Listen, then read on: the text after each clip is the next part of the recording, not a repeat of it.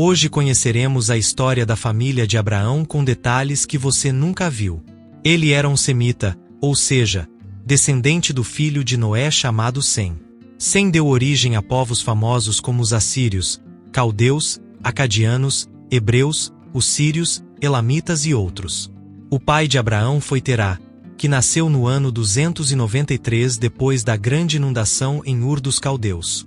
Isso coloca nosso pai Abraão como um caldeu, um mesopotâmio. Ur era vizinha de Eridu, Babel, Uruk e Nippur, ou seja, ficava na Suméria o berço da civilização. Se você lê a Bíblia e curte história como eu, deve estar se perguntando: se essa região era semita, por que Nimrod era rei daquela região? Não foi ele que ergueu a Torre de Babel?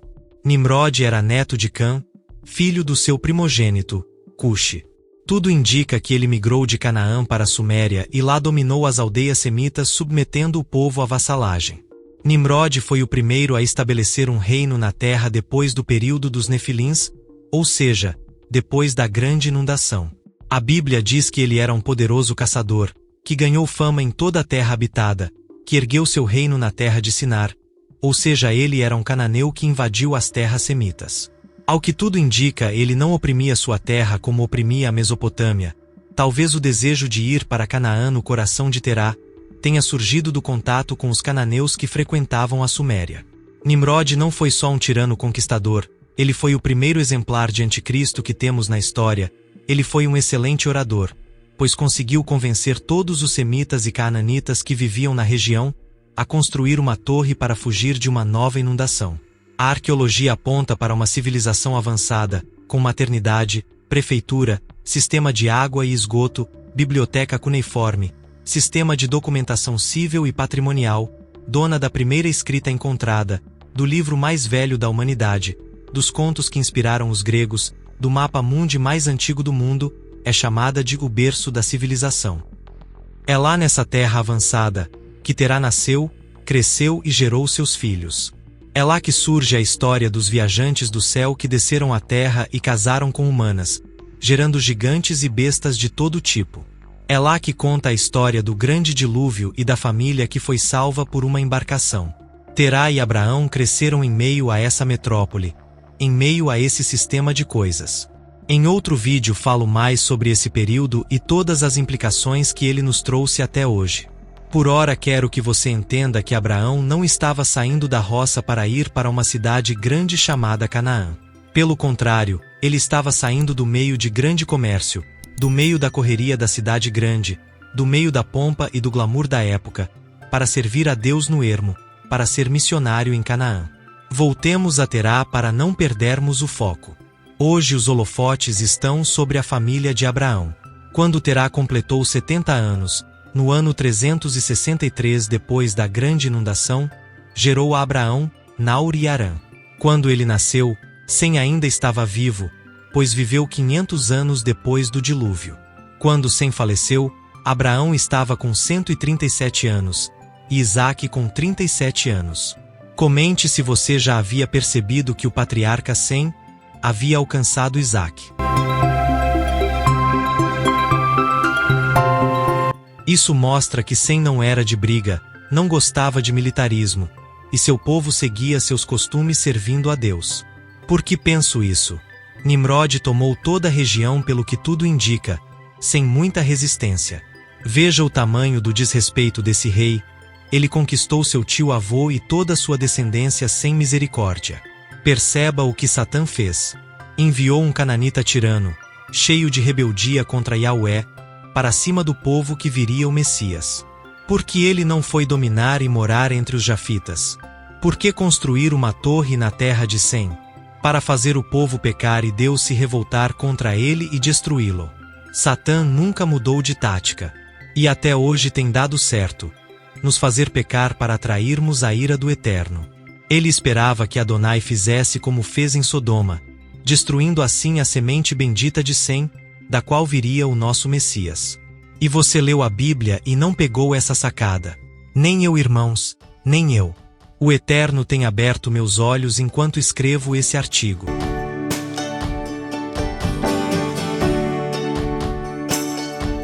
O método de Satã é nos fazer pecar para sermos destruídos. Ele não pode nos forçar a nada. A mas e a possessão demoníaca. Ela só é possível se o hospedeiro interagir com o demônio. A pessoa precisa aceitar a proposta, ela precisa se colocar numa frequência parecida com a dele. Precisa estar vivendo na qualidade de vida de um demônio. Como isso funciona? Cultivando mágoa, injustiça, traições, muita mentira, falsidade, violência, aceitar a tristeza exagerada, pecados sexuais. Entendeu, né? Todas essas coisas vivenciadas com frequência são portas de entrada aos maus espíritos.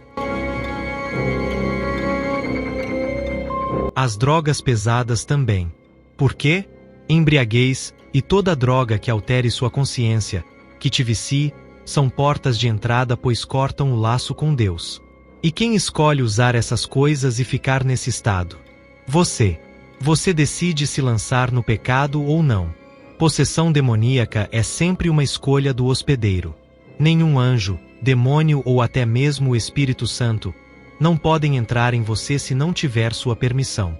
Por isso o maligno irá te separar de Deus, e depois te fará parecido com ele, e ao aceitar suas propostas você estará dizendo: sim, eu aceito, eu quero essa vida, pode entrar.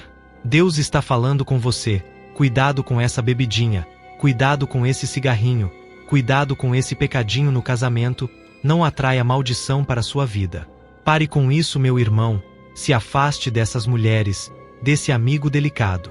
Mulher, foque no seu marido, Deus pode transformar a vida dele, ore mais, declare a palavra do Eterno sobre sua casa, sobre sua vida. Espante Satanás com a palavra de Deus. Nossa luta não contra quem amamos. Use as armas espirituais. A palavra, o bom comportamento e a oração. Não tem mal que resista a isso. Para saber mais sobre bebidas e drogas, cientificamente e espiritualmente, veja o vídeo que colocarei como sugestão no final. Recado dado, vamos voltar a Abraão. Um fato curioso sobre a família de Abraão é a idade que cada um começou a procriar. Todos anteriores a Terá procriaram antes dos 40, de repente, vem Terá e gera seu primeiro filho aos 70 anos. Ele provavelmente teve dificuldade de gerar filhos, pois a Bíblia menciona Sarai mas não menciona outras filhas, tendo inclusive que seu irmão Naor casar com a sobrinha Milca, filha de Arã, seu irmão mais novo.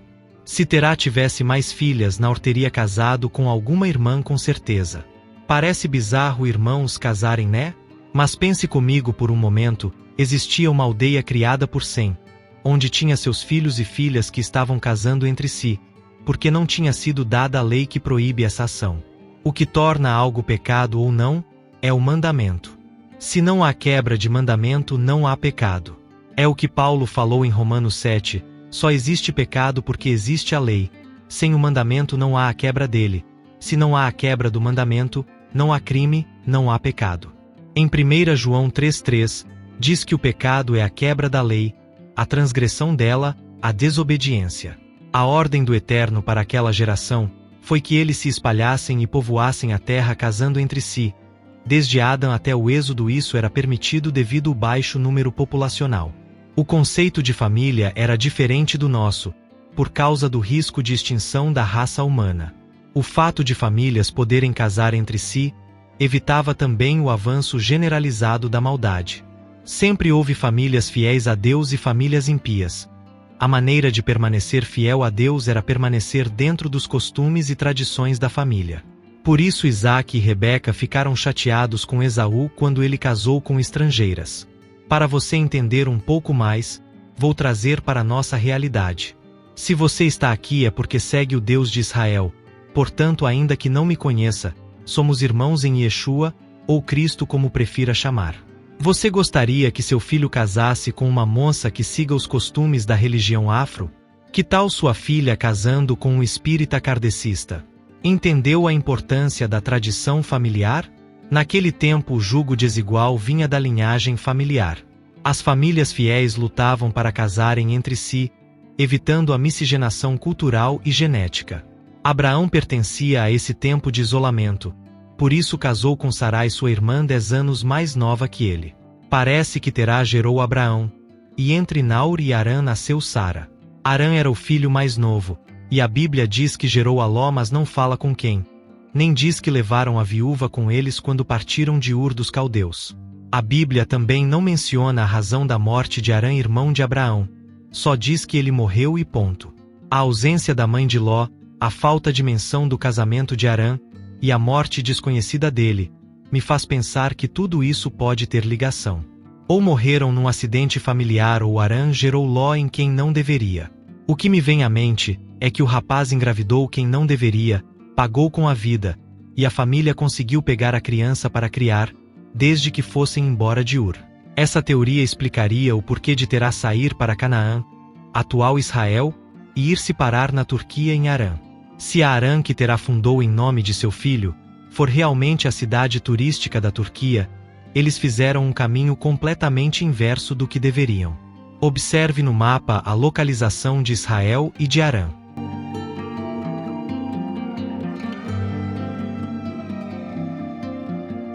Existem 3 hipóteses em minha mente. Ou eles estavam andando com pressa e por isso perderam a direção e foram parar no norte.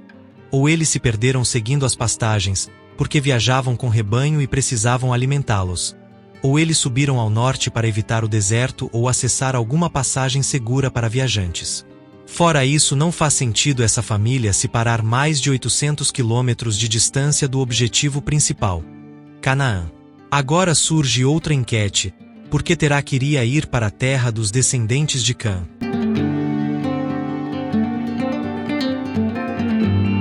Porque Nimrod trouxe vários cananeus com ele para a terra de Sem, e com certeza alguns deles devem ter falado de sua terra com saudosismo, gerando em Terá o desejo da calmaria daquele lugar. Penso que com certeza o Eterno queria Abraão em Canaã, por isso sutilmente colocou no coração de Terá o desejo de se mudar para aquela região. Porém, a terra de Harã era fértil e espaçosa, com rota comercial importante, localizada na região do Levante. A prosperidade daquele lugar dissuadiu Terá de prosseguir rumo a Canaã. O homem buscava paz e sossego para sua família, longe da tragédia que acometeu seu filho mais novo. E encontrou isso na terra de Harã. Segundo a Bíblia, quem fundou Harã foi Terá em homenagem a seu filho falecido. Segundo registros arqueológicos, Harã começou a ser habitada 6.000 anos antes de Cristo. Isso coloca Abraão vivendo há mais ou menos 8.000 anos atrás. Abraão chega em Harã casado com Sara, porém sem filhos. Em dado momento, Elohim aparece a ele e ordena que saia do meio de sua parentela, da casa do seu pai, e vá para onde o Eterno mostrasse. Curiosamente, Deus mostra Canaã a Abraão. Enquanto Satã estava corrompendo a terra de Sem com idolatria, Deus estava levando Abrão e Sara para a zona rural de Canaã como missionários de Yahweh. Em Canaã, Abraão comprou terras, tomou posse de outras, sempre peregrinando dentro da região. Enriqueceu como pecuarista, possuindo gado e ovelhas, servos e servas. Também adquiriu prata e ouro, alguns como dote de Sara, quando o faraó do Egito a tomou como concubina. Ao saber que era esposa dele, devolveu Sara com um dote gordo. Deus sempre providenciando tudo para formar sua nação. Anos se passaram e Abraão gerou Isaque. Enquanto isso, a Mesopotâmia crescia em todos os aspectos e Harã se aproveitou bem disso. Naor teve 12 filhos, 8 com Milca, irmã de Ló, e 4 com Reumá, sua concubina. O primogênito foi Uz. Curiosamente, teve uma cidade em Edom com esse nome, a cidade de Jó. Não sei se tem ligação com esse Uz, mas com certeza Eliú, amigo de Jó, era parente de Abraão, pois ele era buzita, da cidade de Buz, segundo filho de Naor. Inclusive não sabemos se Jó era descendente de Uz ou de Edom. Existe a possibilidade de parentesco com Abraão também.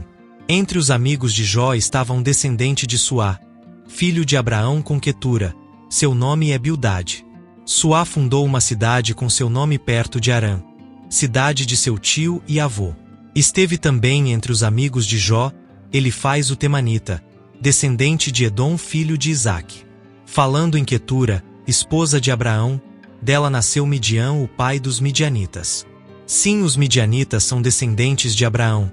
Isso inclui Jetro, sogro de Moisés, e Balaão, o profeta que se corrompeu.